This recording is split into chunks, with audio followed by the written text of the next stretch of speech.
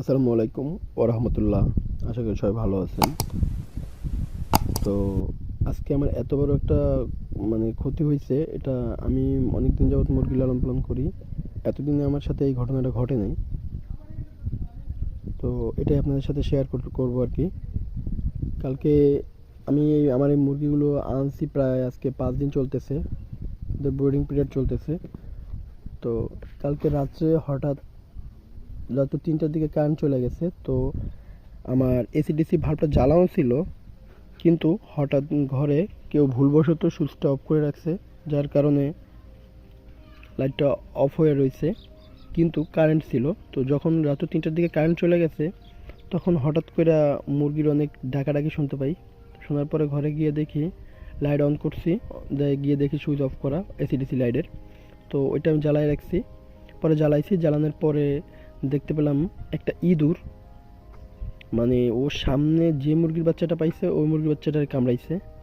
তো যার ফলে প্রায় 10টার মতো রাত্রি আমি মারা গেছে এরকমটা ফালাইছি।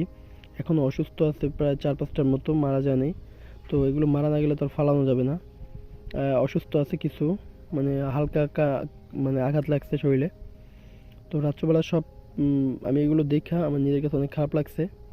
এরকম ঘটনাটা আমার সাথে কখনো ঘটেনি, এই প্রথমবার। আমি মুরগির বাচ্চা 450 বাচ্চা আনছি। তো একটা বাচ্চাও আর কি বোর্ডিং পিরিয়ডে মারা যায় না, এই 5 দিনে একটা বাচ্চা মারা যায়, আল্লাহর রহমতে সুস্থ সবল ছিল।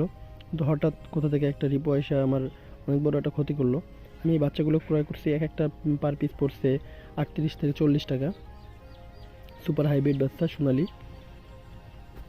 আর আমার এখন এই যে একটা বাচ্চা, ওরা মানে মোটামুটি ওদেরও আঘাত শরীরে লাগছে, হয়তো বা বাঁচবে না। আর 4-5টা বাচ্চা আঘাতপ্রাপ্ত আছে আর কি। দেখি আল্লাহ কি করে। দেখ, আল্লাহ ভরসা। আমার আর 10 মিনিট থাকলে ইচ্ছে হয়তো বেশিও ক্ষতি হতে পারতো। আল্লাহ তালা হচ্ছে উত্তম পরিকল্পনাকারী, এর উপরে কারো হাত নেই। তো কি আর বলার, সবাই দোয়া করবেন। আর যারা বিশেষ করে পোল্ট্রি সেক্টরে আছেন,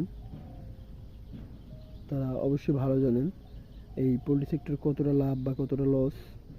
হ্যাঁ, তো আমি প্রায় 1-1.5 হাজার টাকার মতো ক্ষতি হয়েছে আমার, যেটা হওয়া একান্তই কাম্য ছিল না, কিন্তু হয়ে গেছে ভুলবশত।